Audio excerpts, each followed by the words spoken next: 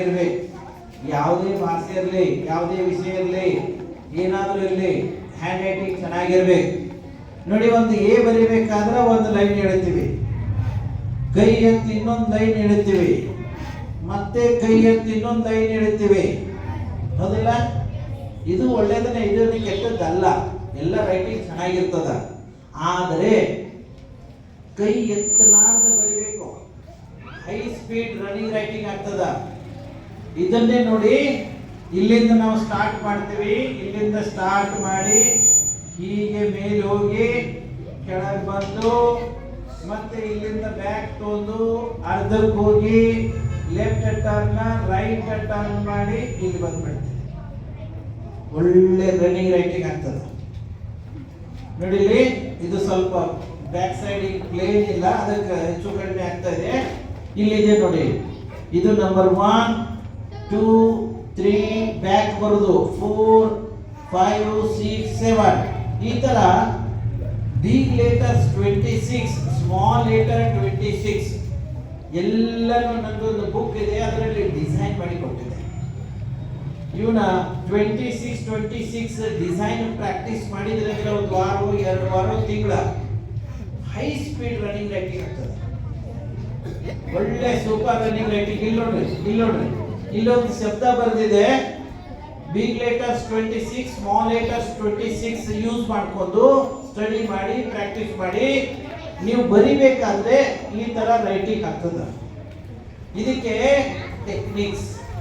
Number 1, ಪ್ರತಿ ಶಬ್ದದಲ್ಲಿ ಅಕ್ಷರಗಳ ಕೆಳಗೆ ಮೇಲೆ ಆಗಬಾರ್ದು, ಒಂದೇ ಲೆವೆಲ್ನಲ್ಲಿ ಇಟ್ಕೋಬೇಕು. ನೋಡಿ, bottom line and top line super ಇರಬೇಕು. ನಂಬರ್ 2, ಪ್ರತಿ ಶಬ್ದದಲ್ಲಿ ಅಕ್ಷರಗಳನ್ನ ಸಮ ಸಮ ಸಮ ಅಂತರದಲ್ಲಿ, ಸಮೀಪ ದೂರ ಆಗಬಾರ್ದು, ಟಚ್ ಆಗಬಾರ್ದು. ನಂಬರ್ 3, ರೈಟ್ ಹ್ಯಾಂಡ್ ದಿಂದ ನೀವು ಬರೀತಿದ್ರೆ ಪೇಪರ್, ಬುಕ್, ನೋಟ್ ಬುಕ್ ಮಧ್ಯದಿಂದ ಬಲ ಬದಿಗಿಡಬೇಕು, ರೈಟ್ ಸೈಡ್. ಹೀಗೆ ರಾಂಗ್ ಲೈನ್ ಇಡಬಾರ್ದು, ಸ್ಪೀಡ್ ಆಗೋದಿಲ್ಲ, ರೈಟಿಂಗ್ ಚೆನ್ನಾಗಿ ಆಗೋದಿಲ್ಲ. ರೈಟ್ ಹ್ಯಾಂಡ್ ರೈಟಿಂಗ್ ಇದ್ರೆ ರೈಟ್ ಸೈಡ್ ಇಡಬೇಕು. ಆಮೇಲೆ ಎಡಗೈಯನ್ನ ಫ್ಲೈಟ್ ಸೆಲ್ಯೂಟ್ ತರ ತೊಂದು ಹೀಗೆ ಮೀಡಿಯಂ ಪ್ರೆಷರ್ ತಗೋಬೇಕು. ಆಮೇಲೆ ಅಂಗಡಿಯಲ್ಲಿ ಪೆನ್ ತರ್ಲಿಕ್ಕೆ ಹೋದಾಗ ಇಂಕ್ ಬೇಡ, ಜೆಲ್ ಬೇಡ, ಚಿನ್ನ ಬೇಡ, ball point pen. Shop keeper ಅವರಿಗೆ ನೀವೆಲ್ಲ ಅವ್ರ ಹತ್ರ ಇರುವ ಬಾಲ್ ಪಾಯಿಂಟ್ ಪೆನ್ ತೊಂದು ಚೆಕ್ ಮಾಡಿ ಯಾವ್ದು ದಪ್ಪ ಬರೀತದ ಬ್ರ್ಯಾಂಡ್ ಅದನ್ನ ತಗೋಬೇಕು. ದಪ್ಪ ಬರೀ ಬ್ರ್ಯಾಂಡ್ ತೊಂದು 80 ಡಿಗ್ರಿ ಇನ್ಸೈಡ್ ಸ್ಲೋಪ್ ತಗೋಬೇಕು, ಹೆಚ್ಚು ಕಡಿಮೆ. ನೋಡಿ, 80 degree inside slope, super class running writing ಆಗ್ತದ. 85 ಹಿಂದಿ, 90 ಡಿಗ್ರಿ ಕನ್ನಡ ಅಕ್ಷರಗಳ ಮುದ್ದು ಇಟ್ಟಂಗೆ ಆಗ್ತವೆ.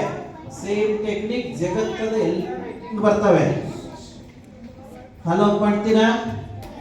ಹಾ. ಆಮೇಲೆ ಇನ್ನೊಂದು, ಗ್ರಾಮರ್ ಚೆನ್ನಾಗಿ ಸ್ಟಡಿ ಮಾಡಬೇಕು. ಸುಮ್ಮನೆ ನನಗೂ ಒಂದು ಕಾಲ ಗ್ರಾಮರ್ ಬರ್ತಿರ್ಲಿಲ್ಲ, ಯಾರ್ದೋ ಕೇಳಿ ನಾನು come no, go no, take no, put no, tell no ಅಂತ ಹೇಳ್ತಿದ್ದೆ. ಕಮ್ ಗೋ ಗೋ ಹೀಗೆ. ಆದರೆ ಅದು ಇಂಗ್ಲಿಷ್ನ ಅಲ್ಲ. ಆಮೇಲೆ ಯಾರೋ ನಮ್ಮ ಟೀಚರ್ ಬೈದು ಹೇಳಿದ್ರು, ಹೊಡೆದು ಹೇಳಿದ್ರು. ಈಗಂತೂ ಪ್ರಶ್ನೆ ಇಲ್ಲ, ನಿಮಗೆಲ್ಲ ಬಹಳ ಪ್ರೇಮದಿಂದ ಹೇಳ್ತಾರೆ teachers.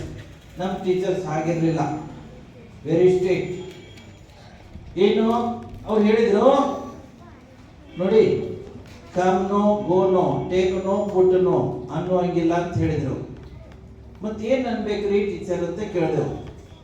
You must say, do you come, do you go, don't you go, to do, to be, to have. 3 auxiliaries use ಮಾಡ್ಕೊಂಡು ಒಂದೇ ಸೆಂಟೆನ್ಸ್ 1560 ಫಾರ್ಮ್ಸ್ ಹೋಗುತ್ತೆ. That is spoken English. ಇವನ್ನೆಲ್ಲ ಇಂಥ ಥಿಂಗ್ಸ್, ರೈಟಿಂಗ್ ಚೆನ್ನಾಗಬೇಕು, ಗ್ರಾಮರ್ ಚೆನ್ನಾಗಬೇಕು, ಬೇರೆ ಬೇರೆ ಥಿಂಗ್ಸ್ ಎಲ್ಲ ಮಾಡಬೇಕು. ಆಗ ಹೋಗಿ ಸ್ಟಡಿ ಸೂಪರ್ ಆಗ್ತದೆ. ಟೈಮ್ ಟೇಬಲ್ ಇರಬೇಕು. ಅದಕ್ಕೆ ಇವತ್ತ ನಮ್ಮ ಒಡೆಯರ್ ಸರ್ ಅವರು ಎಂಬ ಸ್ವಲ್ಪ ಮಾಹಿತಿ ಕೊಟ್ಟರು ಕೂಡ ಬಹಳ ಆತ್ಮೀಯತೆಯಿಂದ ಸರ್ ನಮ್ಮ ಮಕ್ಕಳಿಗೆ ಶಿಕ್ಷಣಕ್ಕೆ ನಮ್ಮ ಶಾಲೆಗೆ ಶಿಕ್ಷಣ ಇಂಪ್ರೂವ್ಮೆಂಟ್ಗೆ ಸಹಾಯ ಆಗ್ತಿದ್ರೆ ನಾವು ಇಂಥ ಕಾರ್ಯಕ್ರಮಗಳಿದ್ರು ನಾವು ಅದನ್ನು ಫಾಲೋ ಅಪ್ ಮಾಡ್ತೀವಿ, ಒಳ್ಳೇದಿದ್ದದ್ದು ಫಾಲೋ ಅಪ್ ಮಾಡ್ತೀವಿ ಅಂತ ಹೇಳಿದ್ರು. ಅದಕ್ಕೆ ಯಾವುದೇ ಹೆಚ್ಚಿನ ಪರಿಚಯ ಇಲ್ಲದೆ ಏನ್ ನಾವು ತೋತಾ ಇದ್ದೀವಿ ಇದು ಹೆಚ್ಚಿಗೆ ನಾವು ಡಿಸ್ಕಷನ್ ಮಾಡಲಾರ್ದೆ ನೇರವಾಗಿ ಸರ್ ಅವರು ನನ್ನ ಎರಡು ಮಾತಿನ ಮೇಲೆ ನಂಬಿಕೆ ಇಟ್ಕೊಂಡು ಸಮಯ ಕೊಟ್ಟರು. ಸರ್ ಅವರು ಜೊತೆಗೆ ಅವರೆಲ್ಲ ಸ್ಟಾಫ್, ಟೀಚಿಂಗ್, ನಾನ್ ಟೀಚಿಂಗ್ ಮತ್ತು ತಾವೆಲ್ಲ ಸೇರಿ ಅಮೂಲ್ಯವಾದ ಸಮಯ ಕೊಟ್ರಿ ನನ್ನ ವಿಚಾರಗಳನ್ನ ಶೇರ್ ಮಾಡಲಿಕ್ಕೆ. I am very very thankful to one and all. Thank you Siddhashree English medium school Jamakhandi. Thank you very much.